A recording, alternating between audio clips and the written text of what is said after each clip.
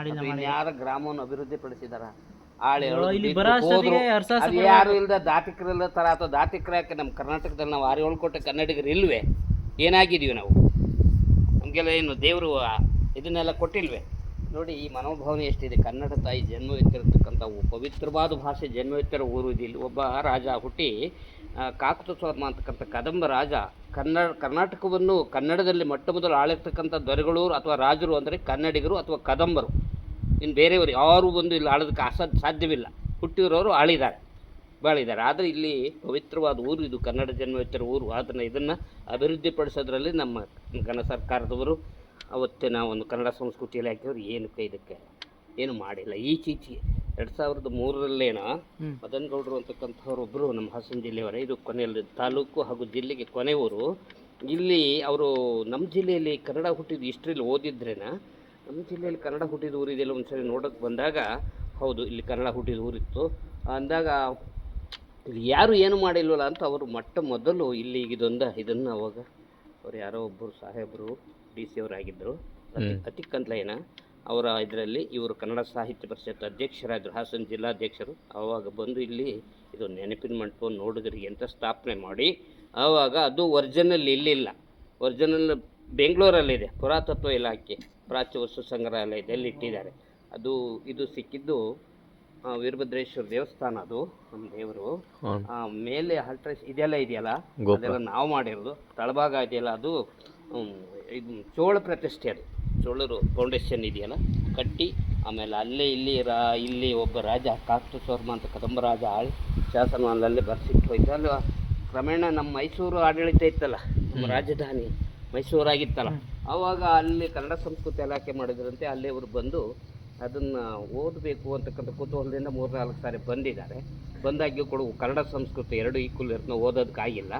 ಆವಾಗ ಅದನ್ನು ಅವತ್ತಿಗೆ ನಮ್ಮ ದೊಡ್ಡ ಕಾಲ ವಿದ್ಯಾವಂತರ ಕಾಲ ಏನಕ್ಕಲ್ಲಿ ಹೊತ್ಕೊಂಡು ಹೋಗ್ತಾರೆ ಅಂದರು. ಅವರು ಹೊತ್ಕೊಂಡು ಮೈಸೂರಿಗೆ ತಗೊಂಡು ಹೋಗಿದ್ದಾರೆ.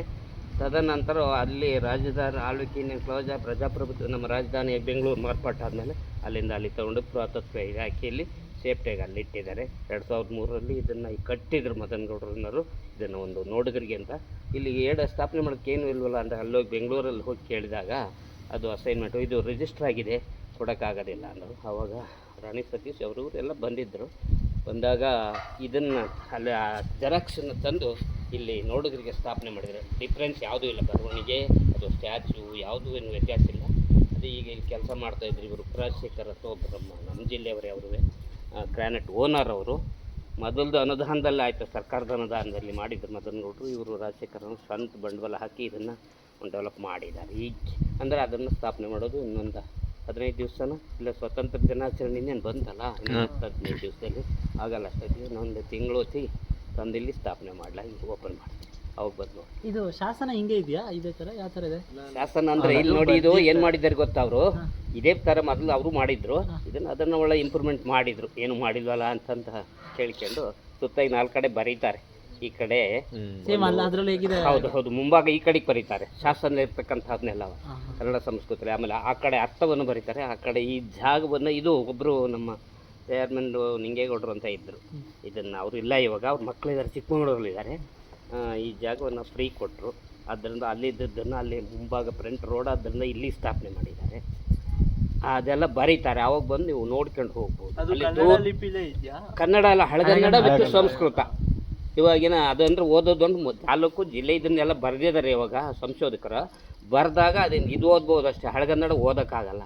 ಸಂಸ್ಕೃತ ಹಾಗೂ ಇದಿದೆ ಎಲ್ಲ ವ್ಯಾಕರಣ ಇದೆ, ಅರ್ಧಾಕ್ಷರ ಕೂಡ್ಸಿ ಓದೋಕ್ಕೆ ಬರಲ್ಲ. ಹಿಂಗಿದೆ. ದೂರದಿಂದ ಬಂದಿದ್ದೀರಿ ಅಂತ ನಾನು ಇಷ್ಟೇ ಹೇಳಿರ್ತೀನಿ, ಯಾಕೆಂದರೆ ನಿರಾಶ್ರಿತರಾಗಿ ಹೋಗಬಾರ್ದು. ಇವತ್ತಾರು ಒಂದು ಗೌರವ ಘನತೆ ಅದಕ್ಕೆ ಇರಲಿ, ಮಾನ್ಯತೆ ಕೊಡುವ ನೀವೆಲ್ಲ ಸೇರಿ ಅಷ್ಟೇ. ನೋಡಿ ಬೇಕಾದ್ರೆ ಅದೆಲ್ಲ ಬೇಕಾದ್ರೆ ಹೇಳ್ತೀನಿ, ಇದನ್ನೆಲ್ಲವ ಬೇಕಾದ್ರೆ ನೀವು ಹೋಗಿ ಅಲ್ಲಿ ಹೋಗಿ ನಾನು ಹೇಳ್ತೀನಿ ಬೇಕಾದ್ರೆ.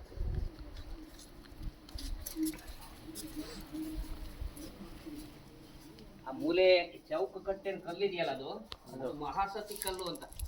ಹಿಂದೆ ಏನು ಅಂದರೆ ಮಹಾಸತಿ ಅಂದರೆ ಅಗ್ನಿ ಪ್ರವೇಶವಾಗರು. ಇದು ಗಂಡ ಸತ್ರೆ ಹೆಂಡತಿ ಸತ್ರೆ ಗಂಡ, ಅಗ್ನಿ ಪ್ರವೇಶ ಒಬ್ಬರ ಪರಪುರುಷರ ಒಂದು ದರ್ಶನವನ್ನು ಮಾಡ್ತಕ್ಕಂಥ ಒಂದು ಇದನ್ನು ಅವ್ರು ಇಟ್ಕೊಂಡಿರ್ಲಿಲ್ಲ, ಪ್ರಾಣತ್ಯಾಗ ಮಾಡೋರು ಅಂಥ ಒಂದು ಅದಕ್ಕೆ ಮಹಾಸತಿ ಕಲ್ಲು, ಮಾಸ್ತಿ ಕಲ್ಲು ಅಂತ ಕರೀತಾ ಇದ್ರು ಅದನ್ನು ಅಲ್ವಾ. ಅದು ಮಹಾಸತಿ ಕಲ್ಲು. ಪಕ್ಕದಲ್ಲಿರ್ತಕ್ಕಂಥದ್ದೇ ಆ ರಾಜ ವಿತ್ ರಾಣಿಯ ಒಂದು ಪ್ರತಿಬಿಂಬ ಅದು. ಅವನು ಅಲ್ಲಿದೆ ನೋಡಿ, ಇಲ್ಲಿ ಮೂಲೆಯಲ್ಲಿ ಇಲ್ಲೊಂದು ವೀರ ವನಿತೆ ಅಂತ. ಹಿಂದೆ ಇವರು ಕೂಡ ಸ್ತ್ರೀಯರು ಕೂಡ ಸಹಪಾಠಿಗಳಾಗಿ ಯುದ್ಧದಲ್ಲಿ ಭಾಗವಹಿಸ್ತಾ ಇದ್ರು. ಕಿತ್ತೂರು ರಾಣಿ ಚೆನ್ನಮ್ಮ ಇವೆಲ್ಲ ಹಿಸ್ಟ್ರಿಲಿ ಓದಿದ್ದೀರಿ. ಅವರ ಒಂದು ಸಮ್ಮುಖ ಅದು. ಅದ್ರ ಪಕ್ಕದಲ್ಲಿ ಇದೆ ಇನ್ನೊಂದು ನೋಡಿ, ಅದು ಕದಂಬರ ಲಾಂಛನ, ಫ್ಲವರ್ ತಾವರೆ ಒಂದು ಚಕ್ರ, ಅದು ಕದಂಬರ ಲಾಂಛನ. ಅದ್ರ ಪಕ್ಕದಲ್ಲಿರ್ತಕ್ಕಂಥದ್ದು ಅದು ಮಹಾಸತಿ ಕಲಾ, ಅದು ಒಂದು ಸಣ್ಣ ಕಲಾ, ಅದರಲ್ಲೂ ಬರವಣಿಗೆ ಇದೆ, ನಮಗೆ ಗೊತ್ತಾಗ್ತಾರಲ್ಲ. ಅದು ಪಕ್ಕಕ್ಕೆ ಹೋಗಿ ಅದು ನೋಡಿ, ಅದು 3 ಇದೆ, 3 ಆ ಕಡೆ ಲಾಸ್ಟ್ ಇದೆಯಲ್ಲ, ಅದು 4 ಏನು ಅಂದರೆ ಇಲ್ಲಿ ಆಳ್ತಕ್ಕಂಥ ರಾಜ ಶೈವ ಧರ್ಮವನ್ನು ಆಚರಿಸ್ತಾರೆ. ನಾವೆಂಗೀಗ ನಾವು ವಿಷ್ಣು ಭಕ್ತರು, ಶಿವಭಕ್ತರು ಅಂತಿದ್ರೆ ಶಿವನನ್ನು ಆಚರಿಸ್ತಾ ಇದ್ದಾರೆ, ಸಂಕೇತವನ್ನು ಸೇರುತ್ತೆ. ಅದು ಪಕ್ಕದಲ್ಲಿ ಅಲ್ಲಿ ಮಧ್ಯೆ ಒಂದು ಇದೆಯಲ್ಲ, ಅದು ಕೂಡ ಕದಂಬರ ಒಂದು ಲಾಂಛನ, ಕ್ಷತ್ರಿಯ ಒಂದು ಇದು ಫ್ಲವರ್ ತಾವರೆ ಕಮಲದ ಒಂದು ಇದು ಆಕಾರ. ಅಷ್ಟೇ ಇಷ್ಟೇ ಇಲ್ಲಿ ಇರ್ತಕ್ಕಂಥ ವೈಶಿಷ್ಟ್ಯ. ಶಾಸನ ಬಂದಾಗ ನೀವು ಓದ್ಬೋದು.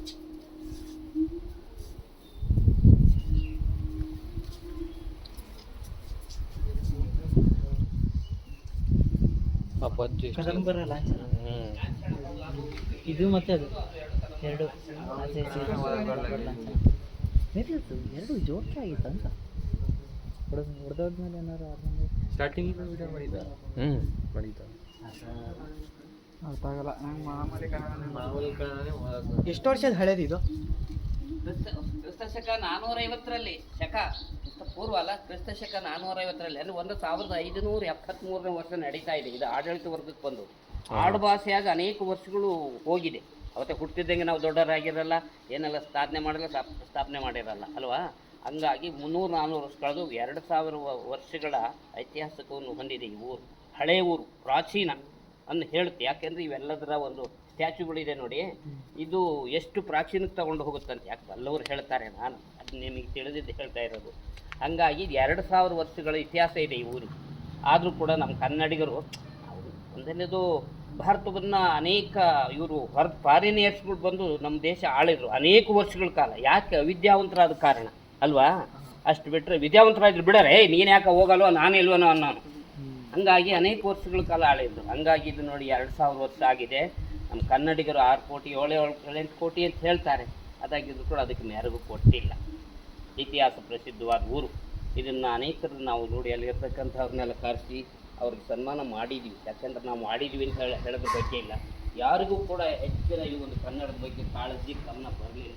ಈಗ ಪಾಪ ಥರ ಮಾಡಿಲ್ಲ ಅಲ್ವಾ. ಅವರು ಹಿಸ್ಟ್ರಿಯಲ್ಲಿ ಉಳ್ಕೊಳ್ಳುತ್ತೆ ಅವಕಾಶ ಇದೇ ಮುಖ್ಯ ಅಲ್ವಾ. ಇದೇನು ಯಾರು ಇದ್ಕೊಂಡು ಬಂದೆಲ್ಲ ಬರ್ಕೊಂಡು ಹೋಗೋದು.